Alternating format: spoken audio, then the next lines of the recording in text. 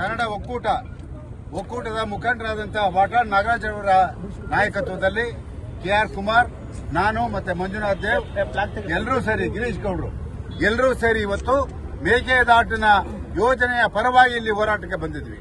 ನಾವು ನಿನ್ನೆ ಮೊನ್ನೆ ಇವತ್ತು ಹೋರಾಟ ಮಾಡ್ತಾ ಇಲ್ಲ. ಸುಮಾರು ದಶಕಗಳಿಂದ ಈ ಮೇಕೆದಾಟು ಯೋಜನೆಯನ್ನ ಜಾರಿಗೊಳಿಸಬೇಕು ಅಂತ ಹೋರಾಟ ಮಾಡ್ತಾ ಇದ್ದೀವಿ. ತಮಿಳುನಾಡು ಜನತೆಗೆ ತಪ್ಪು ಅಭಿಪ್ರಾಯಗಳನ್ನು ಕೊಡ್ತಾ ಇದ್ದಾರೆ. ಏನು ನಾವು ಕೇಳ್ತಾ ಇರೋದು, ಮೇಕೆದಾಟು ಯೋಜನೆ ಕುಡಿಯೋ ನೀರಿನ ಯೋಜನೆ, ವ್ಯವಸಾಯಕ್ಕಲ್ಲ. ಇದನ್ನ ತಮಿಳುನಾಡು ಸರ್ಕಾರ, ತಮಿಳುನಾಡಿನ ಮುಖ್ಯಮಂತ್ರಿ ತಿಳ್ಕೋಬೇಕು. ಕುಡಿಯೋ ನೀರಿಗೆ ಯಾರು ಕೂಡ ಅಡ್ಡಿಪಡಿಸಬಾರದು ಅಂತ ಹೇಳ್ಬಿಟ್ಟು ಈಗಾಗಲೇ ಸುಪ್ರೀಂ ಕೋರ್ಟೇ ಅವರು ಆದೇಶವನ್ನು ಹೊರಡಿಸಿದ್ದಾರೆ.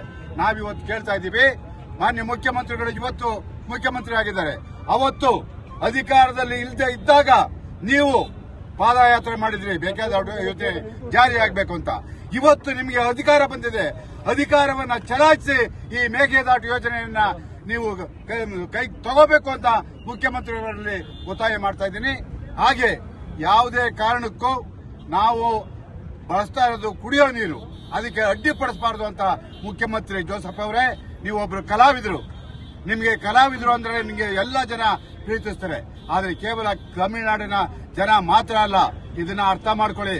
ದಯವಿಟ್ಟು ಮೇಕೆದಾಟು ಯೋಜನೆ ಕೂತ್ಕೊಂಡು ಚರ್ಚೆ ಮಾಡಿ ಹೇಳಿ, ನಿಮ್ಮವರಿಗೆ ತಿಳಿ ಹೇಳಿ.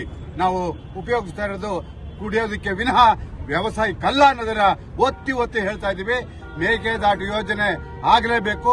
ನೀವೇನಾದ್ರೂ, ನಾನು ಕೇಂದ್ರ ಸರ್ಕಾರವನ್ನ ಒತ್ತಾಯ ಮಾಡ್ತಿದ್ದೀನಿ, ಮಾನ್ಯ ಪ್ರಧಾನಮಂತ್ರಿಗಳು ಕೂಡಲೇ ಮಧ್ಯಪ್ರವೇಶ ಮಾಡಿ ಈ ಸಮಸ್ಯೆಯನ್ನ ಬಗೆಹರಿಸಬೇಕು ಅಂತ ಒತ್ತಾಯ ಮಾಡ್ತಾ ಇದ್ದೀನಿ.